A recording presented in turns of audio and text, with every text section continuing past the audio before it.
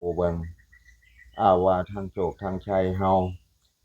งวดสิฮอดสิถึงนี่ได้ตัวใดก็ให้ปู่มาบอกมาให้ผู้ค้าได้ฮู้แจ้งเป็นจริงเป็นเวลาก็หลายงวดแล้วไปมาอาจจะได้โตคักๆโตดีๆมาต้อนลูกต้อนหลานบ่ทีนี้ผู้ค้าเองก็ได้มาฮอดมาถึงเด้อปู่เด้อมื้อนี้บ่ได้มารบมากวนบ่ได้มาข่มเหงเจ๋งหลายเด้อยากมาเยี่ยมยามถามข่าวหั่นล่ะ บ่ว่าแต่สิเป็นพร้อมเทิงเจ้าที่เจ้าทางแม่นางธรณีก็ดีพร้อมเทิงเจ้าวัดเจ้าว่าหรือว่าเจ้าป่าเจ้าดงบ่ว่าแต่สิเป็นทางด้านพ่อใหญ่แม่ใหญ่ป่าลุงสูงต่ำละเบาละสาวก็ดีผู้ที่ล่วงลับไปแล้วมีญาติก็ดีบ่มีญาติก็ดีก็ได้มาอยู่มากินน้ำปูเด้อให้ปูได้แบ่งสรรปันส่วนกินกันไปสักก่อนมันยังขาดทรัพย์อยู่เด้ งวดสิฮอดสิถึงถ้ามันเป็นจริงขึ้นมาอยากได้หยังก็ให้บอกลูกบอกหลานบ่ว่าแต่สิเป็นเจ้าวัดเจ้าว่าก็ดีพร้อมทั้งจานเตี้ยก็ดีก็อย่าปิดอย่าบังอย่าขัดอย่าขวางผู้ค้าไว้เด้มาเปิดโชคเปิดทางผู้ค้าเฮ็ดหยังลงไปก็ขอไปเราบอกว่าบอกเขาแหน่คันมีญาติพี่น้องบ่ต้องไปหาให้มันลำบากอึดหลับอึดนอน เพิ่นบ่ตายดอกเด้อผู้เฒ่าคนนี้มีคนเอาไปเด้บ่ตายดอกยุติกันซะอย่าไปหาให้มันอึดหลับอึดนอนเสียค่าน้ำหมอกน้ำมันรถเด้อเพราะว่าคนๆนี้เขาสิเอาขึ้นมาทางทิศพี่เด้มีญาติพี่น้องเขาหรือว่าลูกหลานเขานั่นแหละเขาได้เอามาว่าบ่มีคนเบิ่งคนแนมเขาก็เลยเอาหนี้ขึ้นมาเฮ็ดจั่งใดก็บ่ได้ตายบ่ได้เสียดอกปู่เพิ่นบอกว่ารับประกันให้บ่มีตาย หาแต่นี่ฮอด3 ปีก็บ่พอเด้เพราะว่าคนยังมีชีวิตอยู่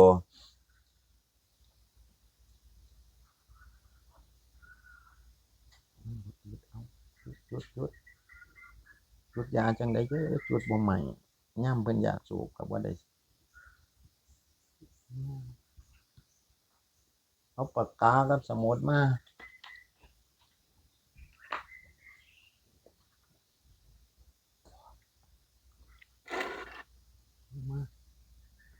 ใช้แล้วสมุดเขียนใส่มือเอาที่พร้อมเทิงลูกเต้าเหล่าหลานพร้อมเทิงผู้ค้าเองที่มามื้อนี้ก็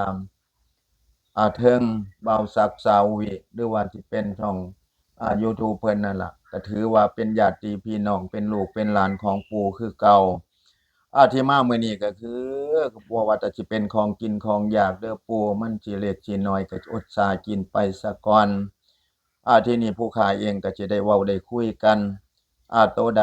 มันสิได้งวดนี้ได้เงินได้ทองก็ขอให้บอกผู้ค้ามาเบิ่ง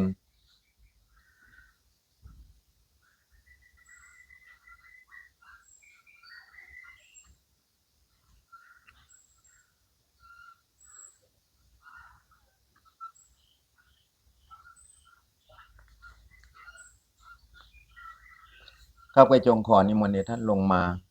เอาบริยานจัดส่องมองดูให้เห็นแจ้งเป็นจริงครับลูกศิษย์ลูกหาท่านอยากจะทราบ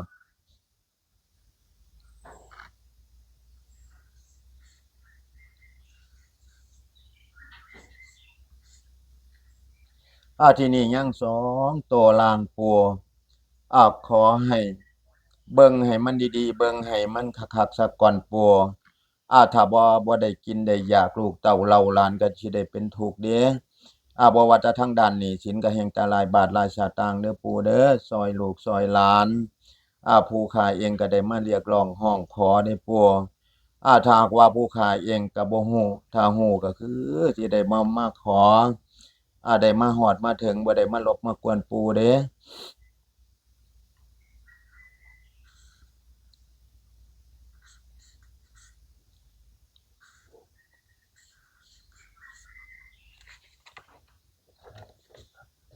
สาธุได้แล้วทุกคนได้แล้วขนลุกแล้วได้แล้วคร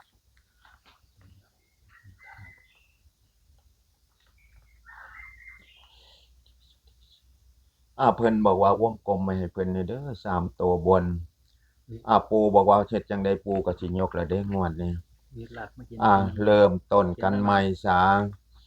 ที่มันผ่านไปก็บ่ต้องไปคิดอิหยังมันมากมายทีนี้เฮาได้มาเริ่มต้นกันใหม่มาเอาเงินเอาทองพอได้ไปกินไปใส่ซื้อปุ๋ยซื้อปานใส่ข้าวใส่น้ำเด้อบัดนี้ก็ดี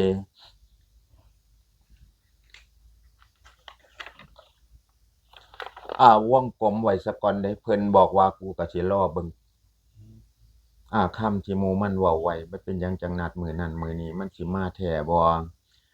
ถ้าบ่มาแท้กูก็สิเปิดออกให้มันหนีไปเด้เลขเบอร์ก็ดีเพิ่นวาจั่งซั้นเด้วงไว้ให้มันก็ยังมีเวลาอยู่อีกอยู่ 2-3 มื้ออยู่เนาะถ้ามาฮอดมาถึงเพิ่นบอกว่าเฮ็ดจั่งใดก็บ่ต้องเปิดดอกขังมันไว้หั่นจนฮอดมื้อมันออกพู้นเด้อเฮ็ดจั่งใดก็ได้เพิ่นบอกว่าออกแท้แน่นอนได้264เนี่ยแต่ซื้อเอาให้เป็นเด้อลูกเด้อ264 624หรือ426ไปจังซั่นเด้อมันอยู่ในนี่เลขอาจจะขึ้นไปสูงให้อยู่ระหว่างกลางเลขงวดนี้บ่หนีไปทางใดอยู่ต่ำๆนี่ล่ะปู่เพิ่นบอกว่าจั่งซั้นเด้อ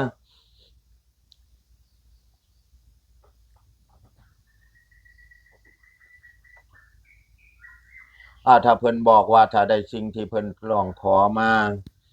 ได้เห็นกับหูกับตาแล้วเพิ่นบอกว่าสิเอาให้หมู่มันได้ม่วนมึงได้เกียกขี้ตมกันแท้เพิ่นว่าจั่งซั้นได้แท้แน่นอนเด้คันเพิ่นได้เว้าได้จาใจนี่มันพอแห้งแล้วลุกเป็นไฟแล้วว่าซั่นแต่ว่าสิรอเบิ่งมันสิเป็นจริงบ่มันได้เว้าได้จามาเกือบเป็นปีซ้ำบ่นำยังนัดมื้อกันแล้วก็ยังมาเขียนไปอีกทีนี้ก็คือสิเข้าอกเข้าใจเนาะก็ขอให้บุญญาบารมีของปู่ก็ดีนำไปซอยลูกซอยหลานบ่ว่าแต่สิอยู่ต่างถิ่นต่างจังหวัดเด้อปู่เด้อนำไปซอยเพิ่นให้เพิ่นได้กินได้อยากลูกเต้าเหล้าหลานก็ขาดๆเคินๆเด้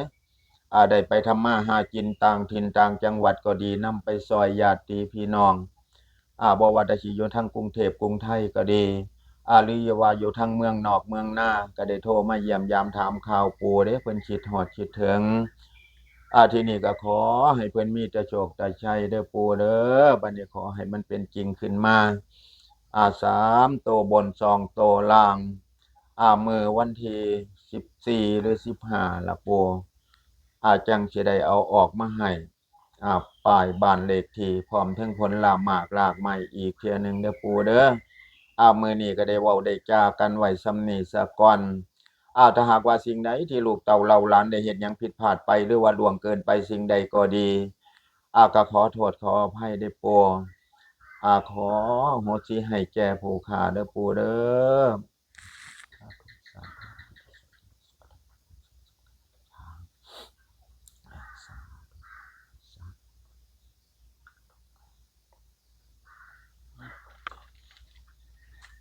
ชมนะครับส่วนเลขเราก็ได้แล้วเขาแห้งแก่เด็กน้อยคันผมสิปล่อยให้เขาบ่ถึงมันสิบ่ซักเกินบึบๆคือแต่ก่อนบ่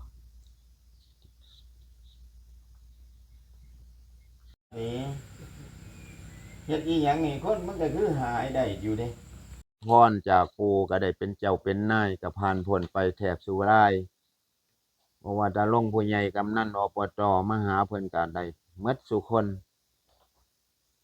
วังที่ผ่านมาก็รับเขาไว้6คน